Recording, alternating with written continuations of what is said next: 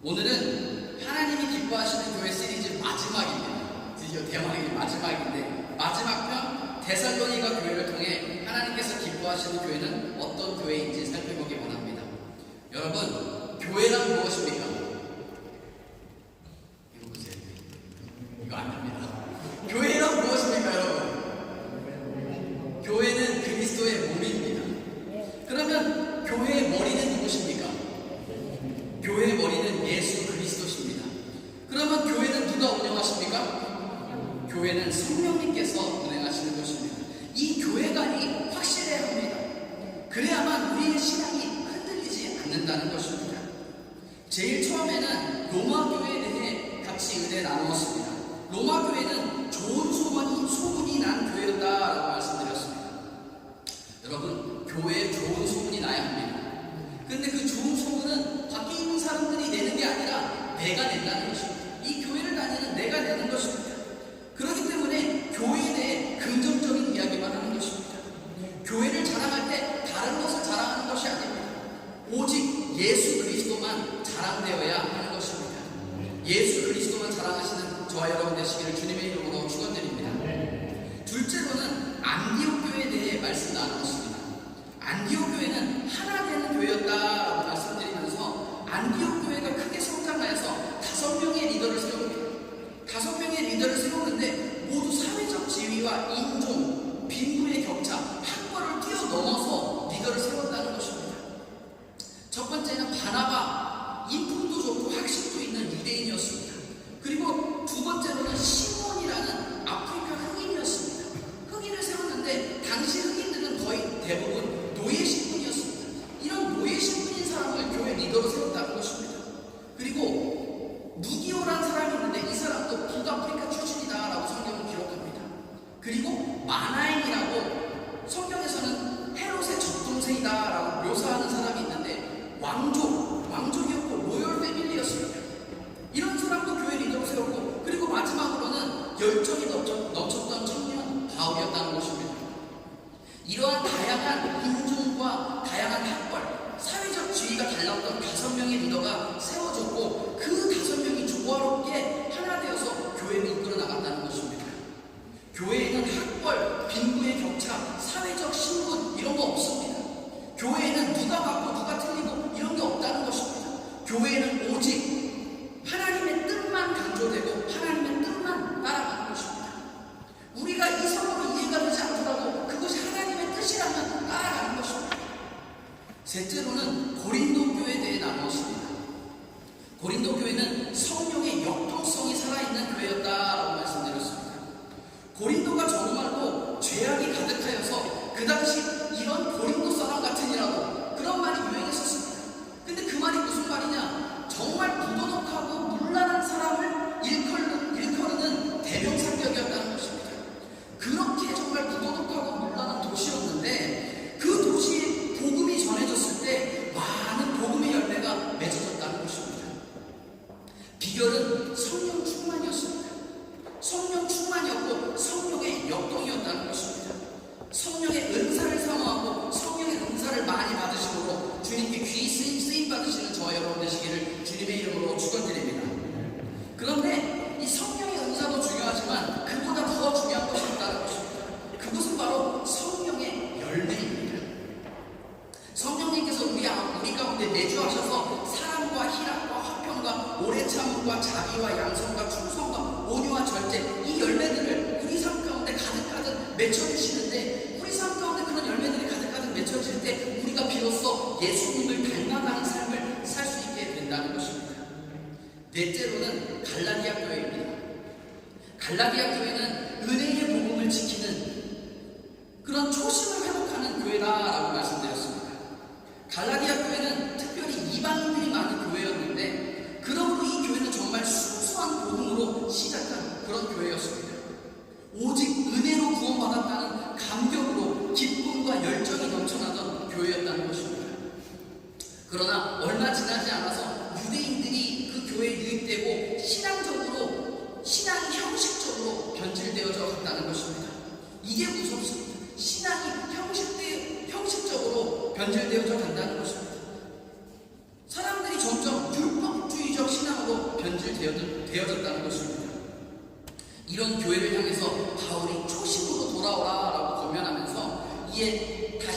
은혜의 복음으로 감격을 되찾고 모든 것이 은혜고 오직 은혜로 우리가 구원받았다는 신앙을 회복하게 되었습니다. 여러분, 모든 것이 하나님의 은혜입니다. 나의 나된 것이 하나님의 은혜라는 것입니다. 우리가 교회를 섬길 수 있음이 은혜입니다. 우리가 하나님 나라를 위해서 쓰임받을 수 있음이 은혜라는 것입니다. 우리의 삶 가운데 이런 은혜의 복음이 회복되는 저와 여러분 되시기를 주님의 이름으로 축원드립니다. 오늘 교회 오시기에 싸우셨나요? 주의 이름으로 축원드립니다. 그리고 지난주에는 빌립보 교회에 대해 함께 은혜 나누었습니다. 빌립보 교회는 유럽 최초의 교회이자 바울 선교의 거점이 된 건강한 교회입니다. 그러면서 이 교회는 오직 교회 구성원들의 헌신으로 세워진 교회였다라고 말씀드렸습니다. 먼저는 정말 그곳에서 기도를 거쳐 하나 없던 이 빌립보라는 지역에서 하나님께서 자색 옷장사하는 루디아라는 여인을 만나게 하시고 그 여인이 복음을 듣고 예수를 영접합니다. 예수를 믿기 시작하면서 자신의 집을 열어서 그곳에서 기도할 수 있고 예배할 수 있게 되었다는 것입니다. 뿐만 아니라 이 교회가 성장하여서도 계속 바울의 선교를 후원하였고 겸손과 섬김으로 하나 되는 교회였다라고 말씀드렸습니다. 우리 파리 순복음교회도 예수님의 겸손을 배우고 섬김의 자세로 하나 되는 교회가 되기를 주님의 이름으로 축원드립니다. 오늘은 마지막으로 데살로니가 교회를 통해서 하나님께서 기뻐하시는 교회의 모습은 어떤 것인지 살펴보기 원합니다. 이 데살로니가는 바울이 2차 선교 여행 때 빌립보 다음으로 방문했던 도시입니다. 이곳에서 바울은 3주 정도밖에 선교를 하지 않았습니다. 다른 곳에서는 뭐 2년이고 3년이고 막 이렇게 선교를 했는데 이곳에서는 단 3주밖에 선교하지 않았다는 것입니다. 그런데 그럼에도 불구하고 이 교회가 나중에 크게 성장합니다. 어떻게 말하면 선교적 효과로는 가장 그런 효과가 컸던 교회, 3주밖에 복음을 전하지 않았는데도 크게 교회가 성장했다는 것입니다. 특히 이곳에는 헬라 귀부인들이 예수님을 많이 영접하게 된 그런 교회였습니다. 어떤 교회든지 이 바울의 선교 여행을 보게 되면 헬라인들이 많았던 교회가 뭔가 더 빨리 부흥하게 되고 더 열정과 복음에 대한 감격이 넘쳤던 것 같습니다. 여러분, 우리가 신앙생활하면서 이것만큼은 절대 잊으면 안 되는 것이 있는데 정말로 우리가 오직 은혜로 구원받았다는 것입니다. 우리의 노력이 아니라는 것입니다. 우리가 뭐 착해서 구원받은 것이 아니고 우리가 뭐 열심히 해서 구원받은 게 아니라 하나님께서 은혜로 값없이 선물로 구원을 우리에게 허락해 주셨다는 것입니다. 신앙생활을 하면서 이것 하나 잊지 않고 있으면 정말로 건강하게 신앙생활할 수 있는 것 같습니다. 이러한 은혜가 넘치는 교회에 어떤 배울 점이 있었는지 함께 살펴보기 원합니다. 첫 번째로는 데살로니가 교회는 기쁨으로 말씀을 받는 교회였습니다. 따라해보겠습니다. 데살로니가 교회는 기쁨으로 말씀을 받는 교회였습니다.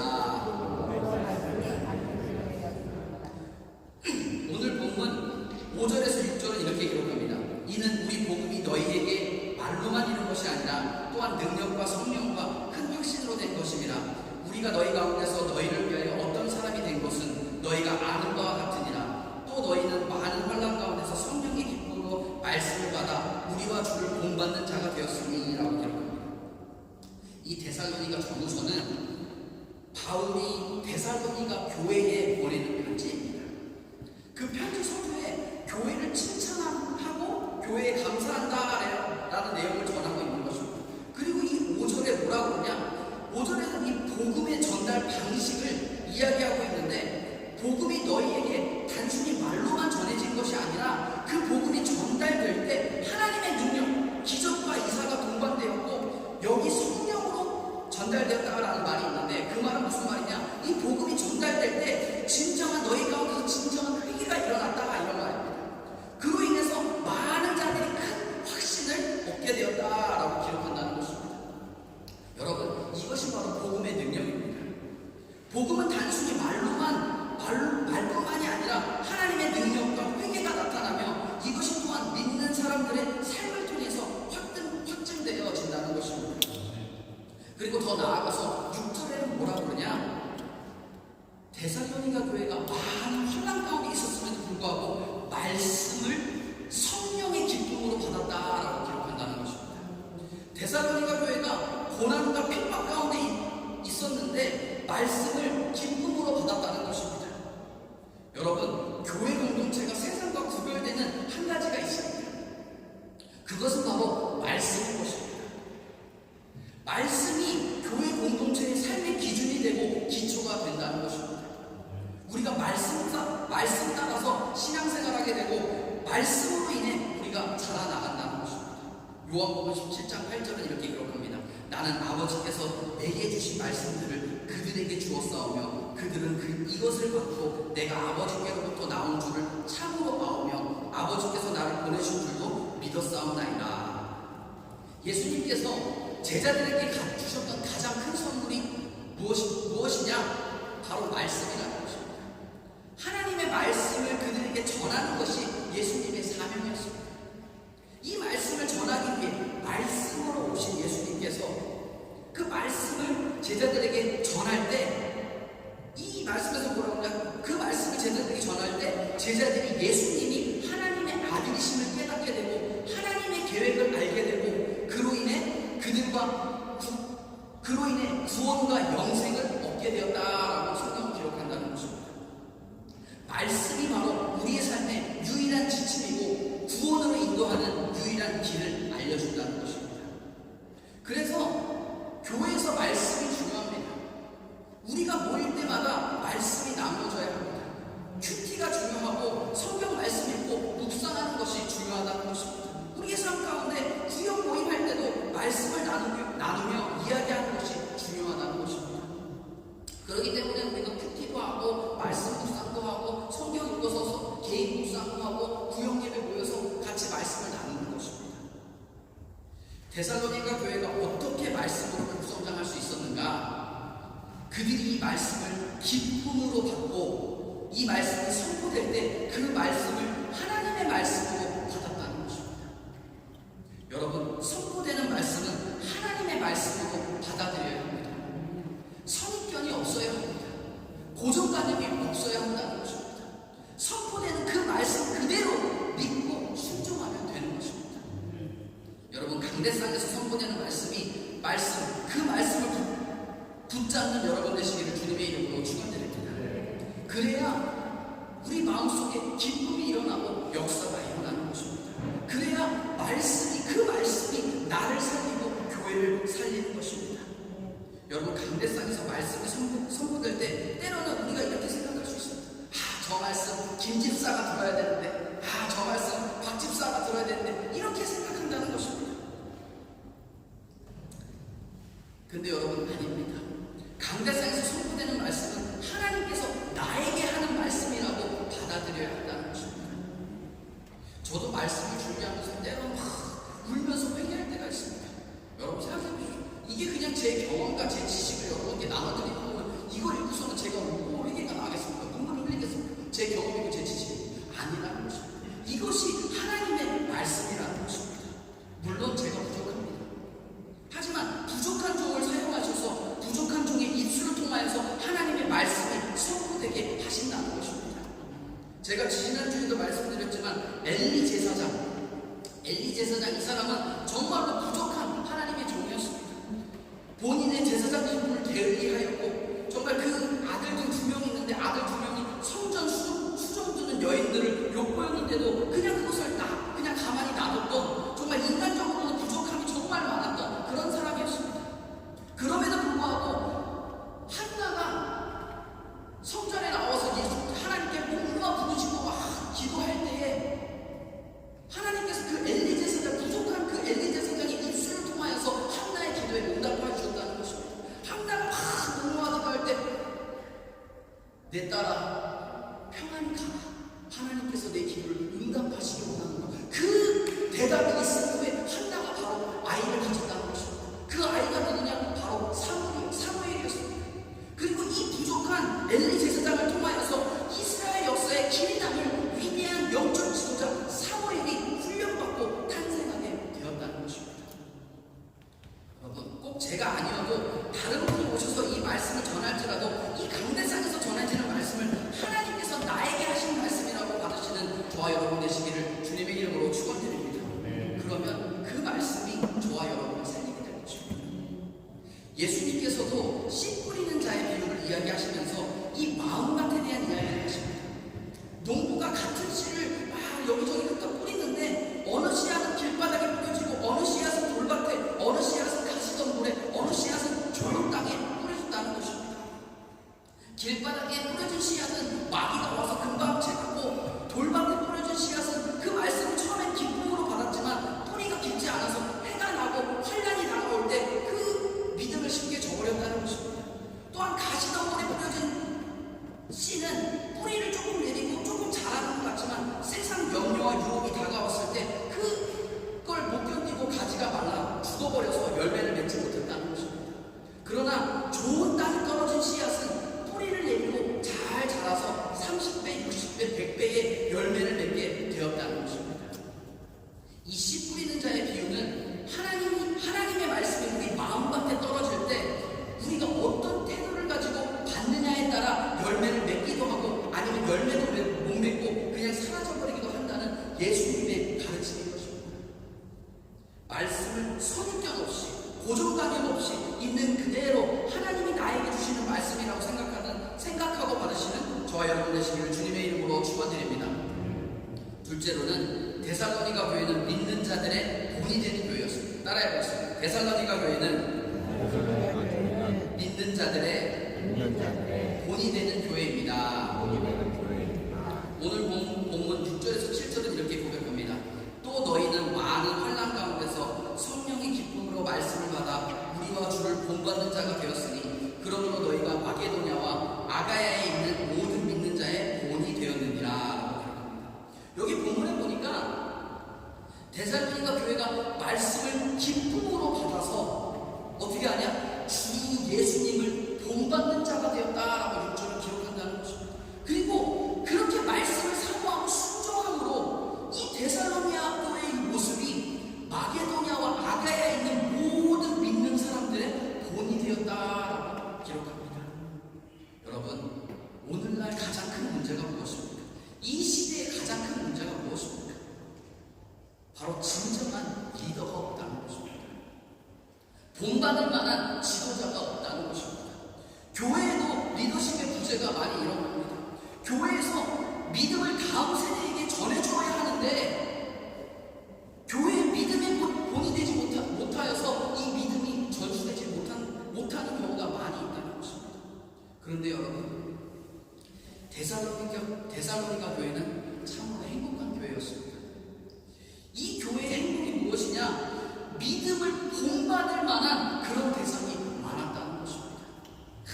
여러분, 정말로 저는 이 파리송도 교회가 믿음의 본이 되는 분들이 많은 그런 교회가 되기를 소망합니다.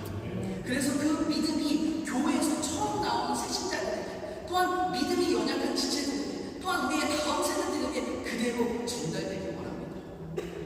여러분, 교회에서 다음 세대를 일으키는 방법 간단합니다. 좋은 프로그램이 아닙니다. 교회의 조직이나 시스템이 아니라는 것입니다. 어떻게 하면 됩니까? 좋은 본이 되면 되는 것입니다. 믿음을 물려주는 가장 좋은 방법, 좋은 본이 되면 된다는 것입니다. 성숙한 그리스도인들이 때때로 아버지처럼, 때로는 어머니처럼, 때로는 친오빠, 친누나, 친아내처럼 그들을 따뜻하게 대해주고 섬겨주면서 그 정직하고 성실한 믿음의 발걸음을 내디뎌 나가는 것입니다. 그러면 어떻게 되냐? 여러분들이 앞서가는 그 한 걸음 한 걸음 밟으며 다져가는 그 길이 점점점 단단해집니다. 단단해져서 뒤에 따라오는 사람들이 그 길을 쉽게 따라올 수 있게 된다는 것입니다. 데살로니가전서 2장 7절에 이렇게 기록합니다. 우리는 그리스도의 사도로서 마땅히 권위를 주장할 수 있으나 도리어 너희 가운데서 유순한 자가 되어 유모가 자기 자녀를 기름과 같이 하였으니 라고 기록합니다. 데살로니가전서 2장 11절도 이렇게 기록합니다. 너희도 아는 바와 같이 우리가 너희 각 사람에게 아버지가 자기 자녀에게 하는 권면하고 위로하고 경계하니 라고 기록합니다. 사도 바울이 이야기하고 있는 것입니다. 자기가 사도로서, 또한 먼저 된 자로서, 또한 더 배운 자로서 권리를 주장할 수 있지만 도리어 너희 가운데 겸손하게 유모가 자기 자녀를 기름과 같이 보살핌과 돌봄으로 너희를 섬긴다라고 이야기하고 있는 것입니다.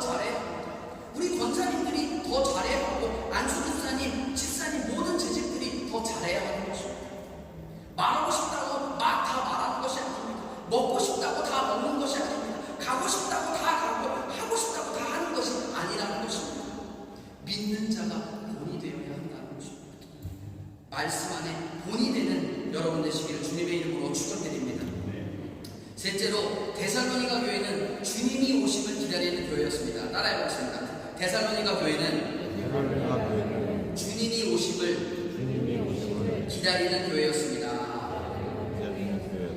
정말로 주님이 다시 오시길 간절히 기다린 교회가 바로 이 데살로니가 교회였다는 것입니다. 종말론적인 신앙을 가지고 있었던 교회라는 것입니다. 이 종말론적인 신앙을 이야기할 때 두 가지 태도가 나타납니다. 그런데 이 두 가지 태도를 다 동시에 갖고 있던 교회가 바로 이 데살로니가 교회였습니다. 첫째의 부류는 현실이 지금 너무 고통받고 핍박이 너무 힘든 거예요. 너무 힘드니까 이 현실을 도피하기 위해서 그냥 빨리 종말 와버려라. 종말 와서 다 망해버리고 그리고 나면 나는 이 그냥 고난에서 벗어나지 않겠냐라고 생각하는 부류가 있었습니다. 그래서 이 부류는 예수님의 재림을 기다린다는 핑계로 아무것도 하지 않는 사람들이었습니다. 그런 이들에게 바울이 경고합니다. 데살로니가후서 3장 10절에 이렇게 기록합니다. 우리가 너희와 함께 있을 때에도 너희에게 명하기를 누구든지 일하기 싫어하거든 먹지도 말게 하라 하였더니 라고 기록합니다. 그리스도의 재림을 기다리는 것은 중요한 신앙 고백입니다. 그러나 그것을 핑계로 무질서하게 현실 도피하며 살지 말라는 것입니다. 그리고 또 다른 부류는 종말은 무슨 종말이야. 그냥 우리에게 내일도 있고 모레도 있고 다음 주도 있는데 그건 그냥 삶이 너무 힘든 사람들이 그냥 지어낸 얘기 아니야 라고 비관적으로 생각하는 부류가 있다는 것입니다. 그런 사람들에게도 바울이 경고합니다. 데살로니가전서 1장 10절 말씀입니다. 또 죽은 자들 가운데서 다시 살리신 그의 아들이 하늘로부터 강림하실 것을 너희가 어떻게 기다리는지 말하니 이는 장래의 노하심에서 우리를 건지시는 예수시니라. 예수님이 친히 내가 다시 올 거다 이렇게 구름 타고 올라간 그대로 내가 너희에게 다시 올 거라라고 약속하셨다는 것입니다. 예수님이 재림을 약속하셨다는 것입니다. 그리고 성경 곳곳에 예수님이 재림할 것을 예언하고 있다는 것입니다. 여러분, 예수님 반드시 다시 오십니다. 그러니 내일도 모레도 있을 것이라고 안일하게 생각하지 말라는 것입니다. 예수님께서 정말로 불시에 찾아오시고 다시 오실 텐데 예수님께서 불시에 찾아오셨을 때 부끄러운 삶을 살지 말아야 되지 않겠냐라고 권면하고 있는 것입니다. 경고하고 있는 것입니다. 예수님이 다시 오실 것을 준비하며 살라는 것입니다. 여러분, 그 어느 누구도 내일을 장담할 수 없습니다. 누가 내일이 올 거라고 확신할 수 있겠습니까? 여러분, 내일 당장 예수님이 오신다고 한다면 여러분 오늘을 어떻게 살아가시겠습니까? 데살로니가에서 바울은 이야기합니다. 데살로니가전서 5장 23절입니다. 평강의 하나님이 친히 너희를 온전히 거룩하게 하시고 또 너희의 온 영과 혼과 몸이 우리 주 예수 그리스도께서 강림하실 때에 흠없게 보존되기를 원하노라. 바울이 뭐라고 그러냐? 우리의 영과 혼과 몸이 예수님 다시 오실 때 흠없이 보존되길 원하노라 라고 한다는 것입니다. 여러분, 우리에게 내일이 있습니다. 아무도 모릅니다. 그러니 매 순간 최선을 다하라는 것입니다. 하나님의 영광을 위해 사는 삶, 영과 혼과 몸이 온전히 보존되며 영과 혼과 몸으로 주님께 영광 돌리는 삶, 많은 이들에게 본이 되는 삶을 살라는 것입니다. 오늘도 하나님께 영광 돌리는 삶으로 많은 사람들의 본이 되며 사는 삶을 사시는 저와 여러분 되시기를 주님의 이름으로 축원드립니다.